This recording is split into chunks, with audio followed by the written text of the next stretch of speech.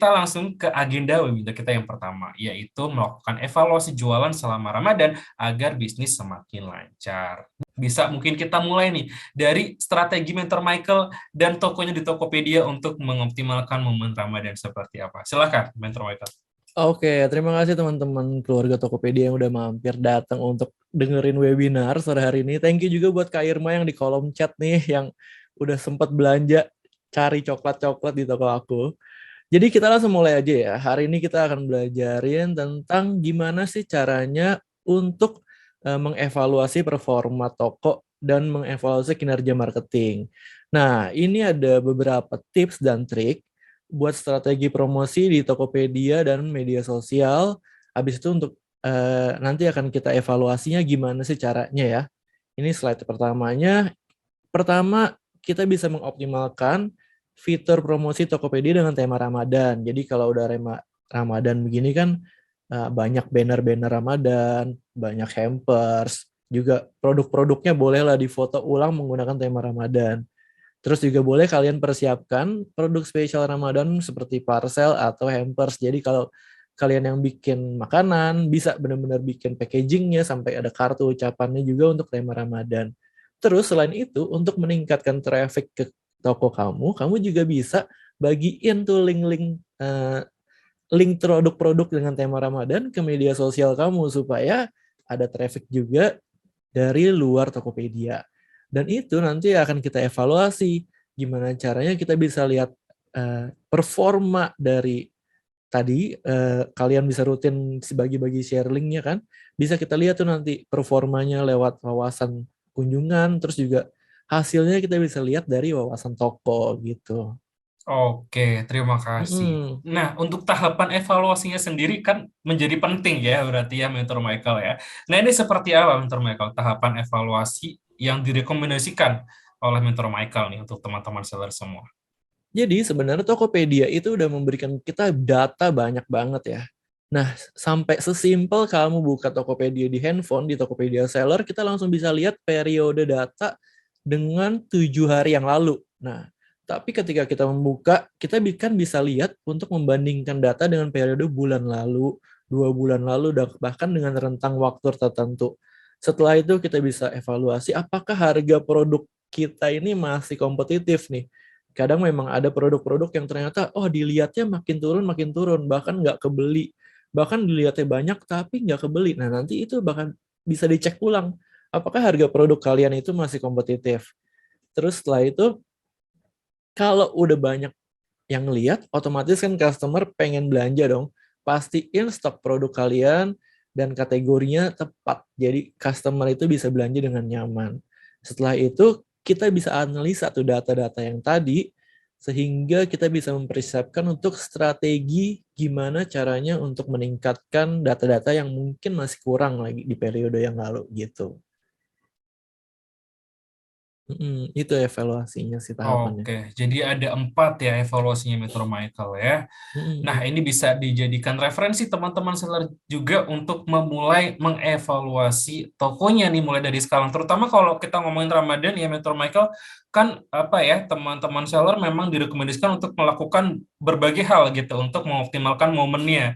Tadi Metro Michael juga bilang ya, kita adain promosi, terus kita share link toko kita di channel-channel di luar Tokopedia kayak misalnya media sosial. Nah, itu kita harus ukur ya Mentor Michael ya, mana nih yang efektif gitu. Tadi Mentor Michael juga menyebutkan bahwasannya harus dibandingin nih sama data yang periode lalu gitu ya, agar kita tahu nih ada perkembangan nggak atau ada jangan-jangan ada penurunan nih gitu ya Mentor Michael ya. Oke, kita bisa lanjut nih. Nah, tadi ngomongin soal toko yang sehat performanya. Nah, ini juga saya pengen tahu nih, kalau dari Mentor Michael, kriteria performa toko yang sehat itu seperti apa sih, Mentor Michael? Oke, jadi pertama-tama itu adalah adanya perkembangan toko. Jadi kalian mau dong kalau toko kamu dibandingin dengan tahun lalu omsetnya lebih naik. Itu udah pasti dong. Bahkan dengan bulan lalu aja kalian pengen omsetnya naik. Walaupun memang ada penurunan kadang di beberapa bulan, tapi pengennya sih naik. Jadi yang pertama itu toko berkembang itu ada kenaikan pendapatan dan peningkatan kunjungan serta produk yang terjual juga meningkat.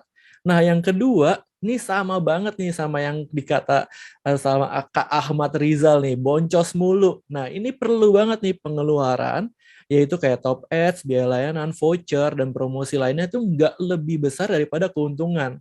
Jangan sampai kalian ngeluarin top ads, kamu ngasih voucher gratis ongkir, voucher cashback, ternyata vouchernya itu lebih besar daripada profit atau keuntungan kamu. Nah, itu makanya disebut boncos. Itu bakal bisa kita lihat nanti. Terus udah gitu, toko itu mampu meningkatkan basket size atau jumlah belanjanya customer rata-rata sehingga customer itu bisa beli lebih banyak lagi sih. Itu sih yang performa toko yang sehat. Oke, terima kasih Mentor Michael. Jadi kalau ngomongin basket teh sebenarnya kalau biar nggak boncos juga, kalau kita ngomongin voucher toko itu kita bisa set minimum pembelanjaan juga ya, Mentor Michael ya. Jadi apa Mm-mm. ya, kitanya dapet, pembelinya juga mendapatkan penawaran yang menarik juga gitu. Oke, itu tadi ya teman-teman seller ya kriteria performa toko yang sehat menurut Mentor Michael. Jadi mungkin bisa jadi pedoman nih. Oke, kalau misalnya 3 tanda-tanda ini ada yang nggak terpenuhi, bisa jadi ada yang harus diperbaiki gitu di toko teman-teman seller semua.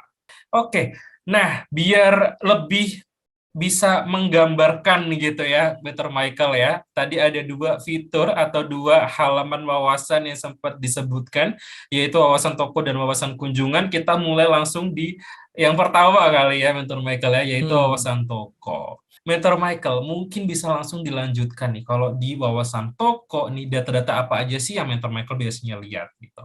Nah, biasanya sih aku ngeliat 3 hal ini ya, data-data yang penting adalah pendapatan bersih, itu udah pasti dong.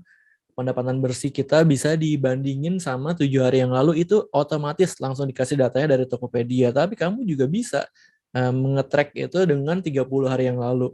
Nah, itu juga bisa nanti ada pilihannya. Terus kemudian ada produk dilihat, seberapa banyak sih traffic yang benar-benar datang untuk melihat produk kita, dan seberapa banyak produk yang udah terjual. Apakah lebih besar atau lebih menurun dari periode yang lalu. Itu sih yang biasa 3 data utama yang aku pantau. Nah, kali ini Dr. Michael, wawasan toko udah, kita akan menjelaskan mengenai wawasan kunjungan nih ya. Tadi Mentor Michael di awal banget sempat menyebutkan mengenai share dong link tokonya di media sosial. Nah, itu adalah salah satu sumber kunjungan di Tokopedia ya, Mentor Michael ya. Kita coba bahas lebih dalam lagi. Silakan, Mentor Michael. Kita mulai mungkin ya dari datanya dulu nih yang biasa Mentor Michael lihat di wawasan kunjungan ya. Oke, jadi data berikutnya adalah wawasan kunjungan. Nah, 3 yang penting yang menurut aku adalah sumbernya, produk dilihatnya, sama konversi. Jadi ketika sumber kunjungan itu ada 2, jadi itu dari dalam Tokopedia sama dari luar Tokopedia. Nanti kita bisa lihat di bagian SKSD, dalam Tokopedia juga ada 2, dari yang organik sama yang dari top ads. Gitu. Terus produk dilihat juga bisa nanti ada di bagian dari wawasan kunjungan, yaitu dari kalian yang punya produk yang dilihat sama customer-customer gitu, sama calon customer. Dan itu akan memperpengaruh ke konversi ketika customer itu akhirnya jadi belanja atau enggak. Nah, ini adalah data-data yang perlu aku monitor gitu. Oke, terima kasih Metro Michael. Jadi balik lagi ya, akhir-akhirnya kita harus lihat konversi. Tapi sebelum ke sana, tadi Metro Michael sebutin ya, harus dilihat dulu nih sumber kunjungan traffic kita dari mana. Terus produk dilihatnya seberapa besar gitu ya angkanya Metro Hmm. Michael. Tapi mungkin nih Metro Michael ada yang belum tahu gitu ya soal wawasan kunjungan. Mungkin Mentor Michael bisa jelasin sedikit nih, wawasan kunjungan tuh fungsinya untuk apa aja selain tadi bisa akses data-data yang sudah disebutkan oleh Mentor Michael. Jadi wawasan kunjungan itu fungsinya untuk nge-update kita berapa banyak traffic yang masuk ke toko kita, berapa banyak produk yang dilihat dari toko kita, tapi berdasarkan kunjungannya, jadi dari Tokopedia-nya sendiri ataupun dari luar. Nah, dari luar itu bisa kalian share dari media sosial, dari link WhatsApp, dari Facebook mungkin, dari Instagram, dari macam-macam, itu yang dari luar Tokopedia. Nah, itu setelah kita lihat, kita bisa bikin strategi, gimana sih caranya biar misalnya saya maunya yang organik dari luarnya lebih banyak. Oh, tentu kamu harus bikin media sosial yang lebih menarik gitu. Atau kamu bikin promosi di iklan-iklan di luar Tokopedia lebih menarik lagi supaya kunjungan customer dari luar Tokopedia lebih meningkat. itu nanti ada grafiknya di bagian wawasan kunjungan yang bisa kalian temuin di bagian statistik Tokopedia. Setelah itu, kalau untuk yang di dalam ya, jadi yang di dalam Tokopedia, kalian juga bisa mengidentifikasi nih, ternyata program mana yang cocok. Misalnya kalau dari aku suka ikut flash sale. Jadi kalau dilihat di bagian wawasan kunjungannya, oh ada bagian yang flash sale ternyata meningkat tuh produk dilihatnya gitu. Oke, tuh ya. Jadi teman-teman seller, kalau udah familiar sama pesan kunjungan, ada program-program promosi, kita bisa identifikasi sendiri jadinya. Ini cocok nggak ya, sesuai kebutuhan bisnis saya nggak ya, gitu ya, Mr. Michael ya. Jadi lebih apa ya, lebih aware atau lebih paham lagi ini tentang kondisi toko, dan kalau mau ngapain gitu, misalnya bikin promosi atau join program promosi, itu lebih terencana lagi.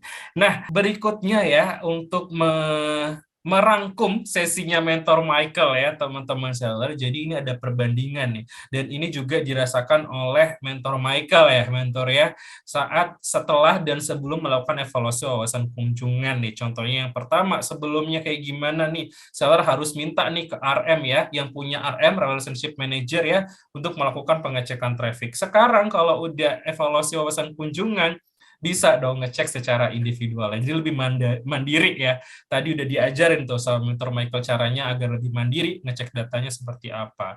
Kemudian, kalau sebelumnya seller nggak tahu nih ya sumber yang perlu ditingkatkan yang mana, yang dari aktivitas di dalam Tokopedia yang iklan atau yang mana gitu ya. Sekarang saat udah mengeksplor wawasan kunjungan gitu ya, seller bisa tahu nih rekomendasinya seperti apa, sumber yang mana nih yang harus ditingkatkan gitu kunjungan ya, Mr. Michael ya. Terus yang terakhir nih, RM itu tidak dapat memberikan masukan terhadap sumber traffic.